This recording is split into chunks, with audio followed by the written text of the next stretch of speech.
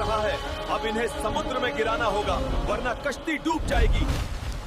नीनवा बस्ती की आबादी लगभग 1,20,000 थी और यहाँ के सारे लोग कुफ्र पर थे। हजरत यूनुस अलैहिस्सलाम उन्हें साल दर साल दावत हक देते रहे, लेकिन वो अपने कुफ्र पर ही डटे रहे। फिर उन्होंने हजरत यूनुस पर जुल्म सितम शुरू कर दिया। आखिरकार आपने अपनी कौम को अल्लाह के अजाब से आगाह करते हुए ऐलान फरमा दिया कि फलाह दिन तुम पर अजाब आएगा। जब आपने उन्हें यह मोहलत सुनाई तो आप गुस्से की हालत में बस्ती से निकल पड़े और समुद्र की तरफ चल दिए। हालांकि अल्लाह ताला ने उन्हें एक तयशुदा दिन की मोहलत देने की इजाजत दी थी, लेकिन बस्ती छोड़कर निकल जाने का हुक्म नहीं दिया था। इन्हीं दिनों अजाब इलाही के कुछ अलामात नीनवा बस्ती पर जाहिर होने लगे। एक बहुत बड़ा काला बादल उनकी तरफ बढ़ने लगा जिसमें आग के शोले दिखाई दे रहे थे। उसे देखकर वो समझ गए कि जिस तरह यूनुस अलैहिस्सलाम ने उन्हें आगाह किया था वैसा ही अजाब उन पर नाजिल होने वाला है। उनके सरदारों ने कहा, इससे बचने की सिर्फ एक ही सूरत है कि तुम ईमान ले आओ और तौबा कर लो। चुनाचे वो सब के सब ईमान ले आए, रोने लगे और अल्लाह से बख्शिश मांगने लगे। आखिरकार अल्लाह ने उन पर रहम फरमाया और अजाब को उनसे फेर दिया। उधर हजरत यूनुस गुस्से की हालत में बस्ती से निकलकर समुद्र की तरफ आ चुके थे। आप एक कश्ती के पास पहुंचे जिसमें सवारियां और साजो सामान भरा हुआ था।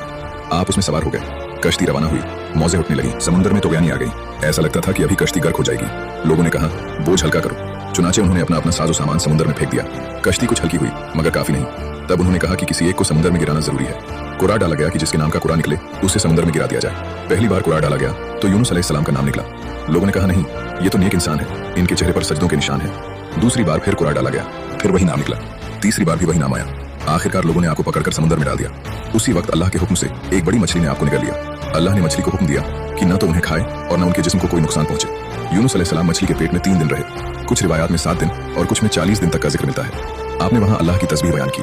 आपने दुआ नहीं मांगी बल्कि अल्लाह की पाकी बयान करते रहे। अगर आप तस्बीह न करते तो क़यामत तक मछली के पेट में ही रहते। मुद्दत पूरी होने पर अल्लाह ने आपकी तौबा को कबूल फरमाया।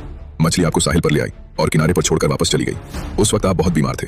अल्लाह ने अपनी कुदरत से आपके पास एक बेलदार दरख्त उगा दिया जिसके चौड़े पत्तों ने आपको साया दिया ताकि हवा से तकलीफ न पहुंचे। कद्दू की खुशबू में यह खसूसियत है कि वो हशरात को दूर रखती है। फिर अल्लाह ने आपके पास एक पहाड़ी बकरी भेजी। वो आपके सिर के प्रोड्यूसर अपने पांव फैलाकर खड़ी हो जाती और उसके थन आपके मुंह में आ जाते। आप अपनी जरूरत के मुताबिक दूध पी लेते। यही आपका खाना पीना था।